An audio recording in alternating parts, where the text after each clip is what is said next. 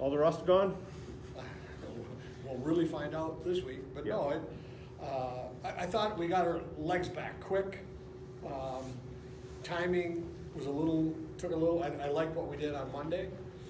And of course, I had to take Tuesday off, got back at it today, and we had a good look, good feel about us. Have you had a chance to look at Michigan State at all and know what? Pekin, Pekin. Yeah, a couple of good goalies that both played good against you last year. They got great numbers. Big, strong defensive core, well coached. Obviously they want a tight checking game, and they want to use their size and push you around, and away you go. I think that was one of your first road trips last year, was going there, and I remember you remarking just that campus was empty and the building was empty, and that was kind of when the reality of last season hit you. You looking forward to a little more normal atmosphere, and when you went to Michigan, a little more normal there, and those kind of things? Was that more fun? I don't know if I referenced back last year was just different no matter what. We're in mid-season now, so we've been on the road. We were just in Michigan right before the break. We're going back, and I did Michigan. Are they cutting crowds? I heard. I don't know about that. They're being pretty tight about you got to show proof of vaccination. Vaccination requirement. So we're. We don't talk about any of that stuff. Sure. We're talking about penalty kill, power play, and getting everything together. The boogeyman is kind of out there again for everyone. Is there anything you guys do different? What are the current protocols right now for Big Ten for you guys? Well, they just changed. If you heard us all gather over there, so we got new changes coming. But I think that's what we live with now. And the truth of the matter is, our guys just look, okay, what now? And we change. And we're all, look what this is our third hockey season, but more important than a hockey season. Look what it's done to our entire society. And guys just want to play hockey, and we want to stay safe, and you hear so many different things. It's a little bit like, it's crazy. My daughter got it, and none of us did in our family over the holiday. Another friend of mine, wife and all kids got it. How do you explain it? I suppose I shouldn't tell my daughter got it, but I just did. My daughter got it too. But I'm just making a reference Sure. that then we quarantined and took our tests, and nobody, and then a buddy of mine, all of them but one, son, daughter, mom. How do you explain it?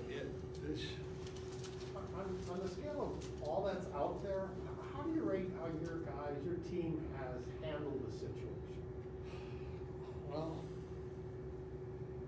from just a hockey standpoint, you go back to last year, we had it hit us early, and then we had one player during the season that was testing every day. Okay?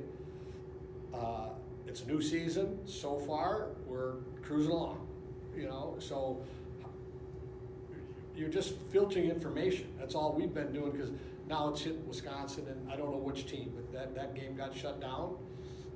We just heard another team get shut down. One of the players came up. How are they doing it? I don't know. I don't know what their school protocol was versus the city they're in. Because you go by your county first, and your school, and. Do you hear talk in the locker room, or do you hear the guys talking about being diligent? I really think they're.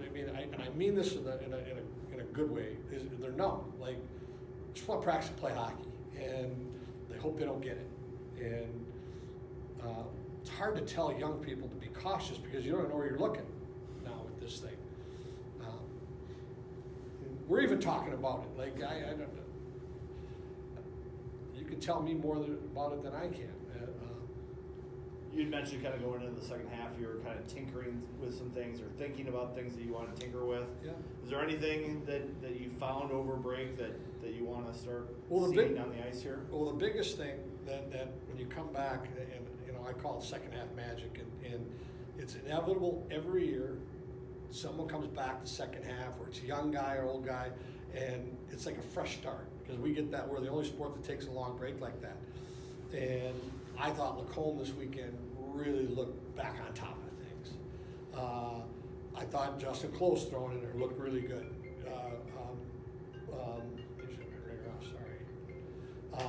Our freshman, now Nye's got off to the start, the great start. And I thought, Lucius wasn't able to play this weekend. The other three looked terrific.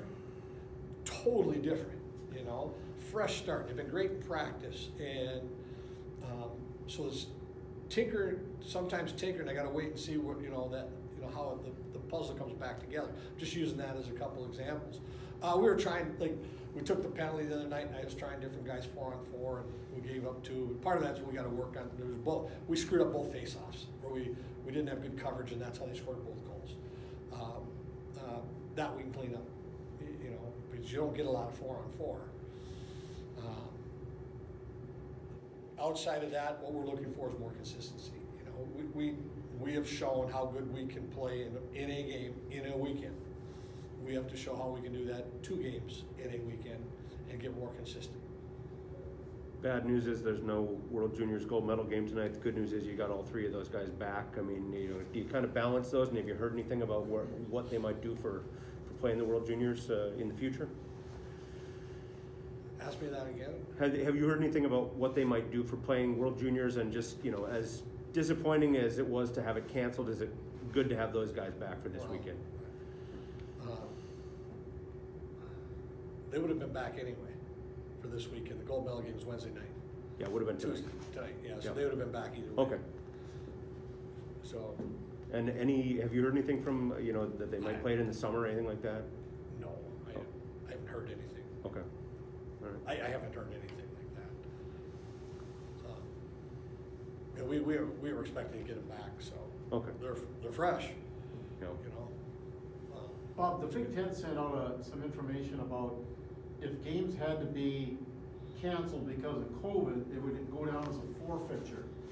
But basketball has had some situations where they didn't forfeit. They changed the rule now. So what is the rule now? Well, they're still clarifying it, but I think that they would try to reschedule if they could, and that's what they're doing with basketball. They're not going to make it's now not a forfeit unless you could have played the game. And then they're going to put some parameters on. They're going to put some parameters on roster size. We had a call on that today. They're still working through it, just like we just got new information. Yeah. But for example, if you're down to 1 goal, should you still play? And a lot of guys want to still play. But, we got to work through things like that.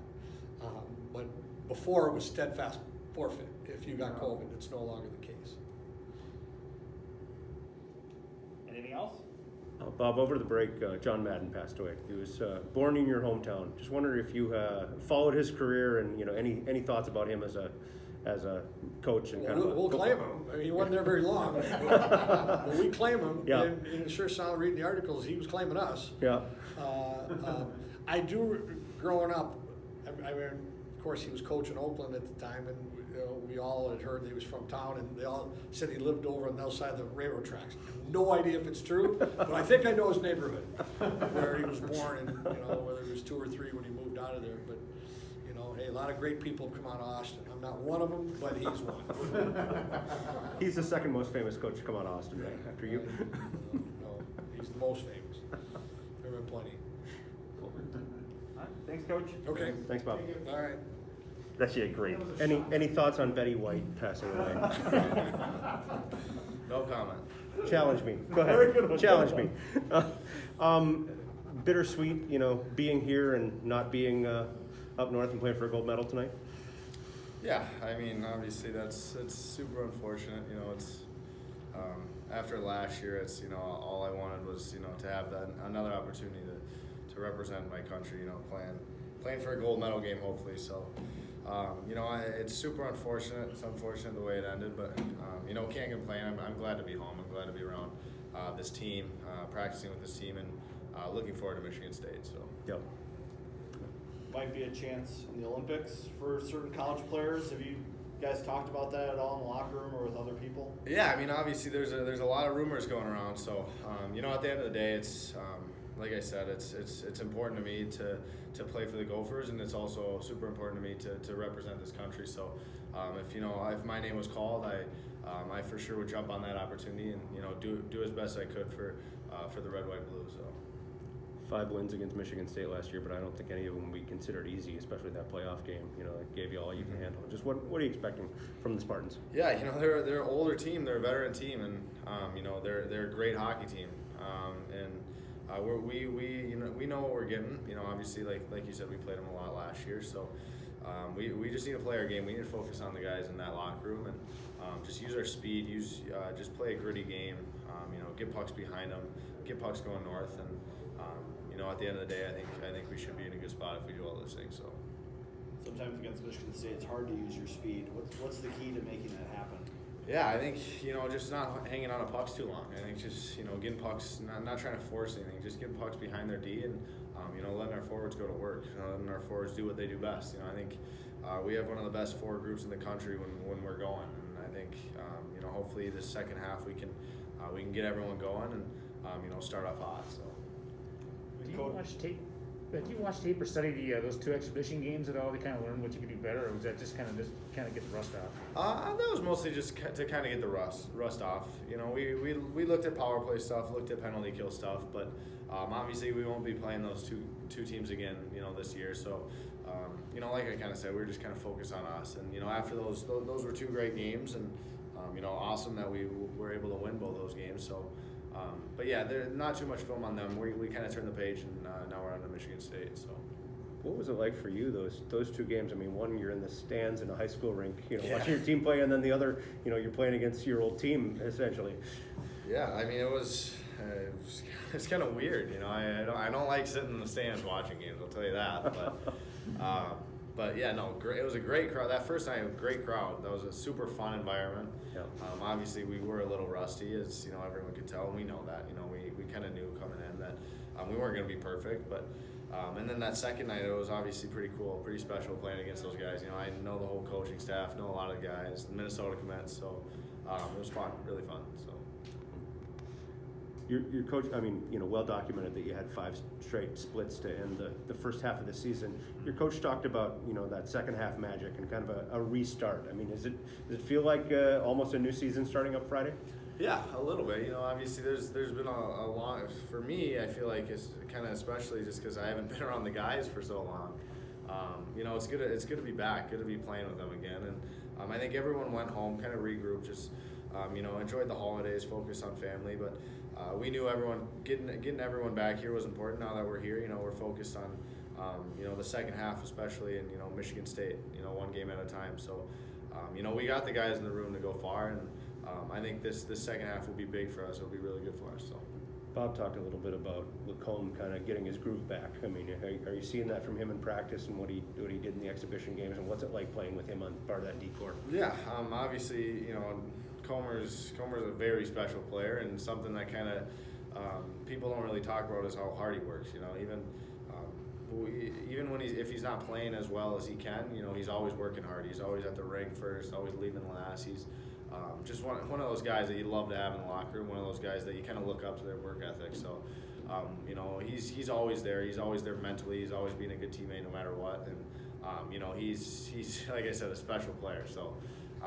This second half, you saw towards the end of the half, he started taking over games. So, I think we obviously, are looking forward to that the second half. So, Your coach mentioned the thing he's looking for in the second half is consistency. Mm-hmm. You guys have shown how good you can play. Yeah. How do you make that happen in games?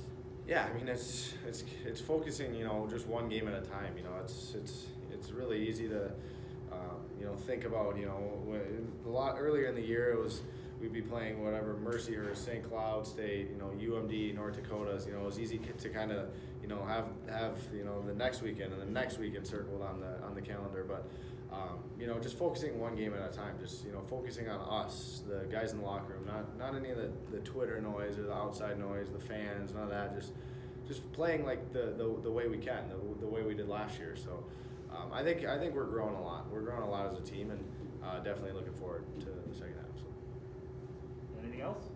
What's COVID like for a student athlete these days? Is there a lot of testing coming back? I mean, things are always changing, as you know from your experience. And Yeah, I mean, we get to play hockey. You know, you can't complain. You know, we get to come to the rink every day with 25, however many brothers. You know, it's special. It's special just being able to throw in that M every day. So can't complain. But obviously, yes, there is challenges that come with it. So just thankful to be here. That's all. Thanks, Brock. Thanks, Brock. Thank you, guys. Filling your skates, were you the last one off the ice? Me and Mikey Kester were the last ones out there, so Okay. picking up pucks. I thought you would have graduated beyond that by now. Don't the freshmen have to pick up the puck? They're supposed to, but they're usually the first ones off the ice. So, and I mean, Nizey's basically a post grad, just like Laffer. That we kind of make fun of him about that. So every time we'll say, "Well, the post grads are so cool," he'll come up and be like, "Yeah, I know, I'm so cool. I'm a post grad." He loves it though. All the boys love it. You probably the biggest goal of last season for you was that game tire against Michigan State. Good feelings when you see those green sweaters. Yeah, I mean, it's definitely one that I like to look at. I mean, a lot of people always just go back and look at their own goals so that they can see kind of what they did right. And, that's always one that I like to look at because it was such a big goal and a lot of emotions in that goal. And, I got a picture of Mikey Kester screaming in my face and Benny Myers jumping on my back after that goal. So, just a lot of emotions in that goal and probably one of my favorites so far. Sure. your coach has said that he's looking for consistency in the second half. What does that look like to you, and what do you need to do to make that happen? I think it's just being a good teammate throughout every single weekend. I mean, I know in the first half there was a couple weekends in a row where I really didn't get any points, and I think I needed to use those weekends that I don't have points as just trying to be somebody that builds up my teammates, and if I'm not going, getting somebody else going, and kind of being there, being a presence every single weekend. I know there was times where I might not have done something wrong, but I really didn't do anything right during the game, and I think doing something right every single game is the consistency that he's looking for. Do you have two coaches in your ear, your dad and your head coach here telling you those things? No, my dad's kind of been out of my ear lately. He's been loving it at home. He's got no boys at home, so he goes hunting and fishing all the time. So he's been more focused on that. It'll be right after a game, and he'll send me a picture of this giant fish that he caught. And so he's been kind of living the dad life lately. He's kind of been getting off the coach life. Did you get some good hunting fishing in over break at all, or? Yeah, it was Michael and Johnny didn't get the chance to come home, so it was just me and Easton at home. But yeah, we went hunting a couple days, and him and my dad went up to Mille Lacs, and I went skating. But yeah, they got a lot of fishing done and a lot of hunting. She's not legally a part of your family yet, but Danny Cameronese has said that she considers you almost like a little brother. It wasn't a surprise, but how cool was it to see her name called and have her going over to Beijing again? Yeah, I mean, we knew it was going to happen. She's different. She works out twice a day. She's always skating, and yeah, I mean, she's one of the most fit females that I've ever seen in my entire life. And guys always see it because she's always in the weight room whenever we're up there, and guys always say, "Oh my gosh, like her legs are twice the size of most of the guys on her team's legs." I mean, she's different, and it just shows all her hard work paying off. I mean, there's some times where I had to tell her during the summer, I'm like, "Hey, take a day off, come golf with us." And she's like, it's my last year of this, and she's just super excited about this experience, and she wanted to make the most of it. So, all her hard work's paying off, and I knew it would, and I think she's gonna do really good. Your coach pointed out this is the third straight season now that COVID has been a part of the picture. I mean, is that fatiguing for you guys as student athletes, and how do you deal with it? Just the fact that it seems like it's always changing and something different.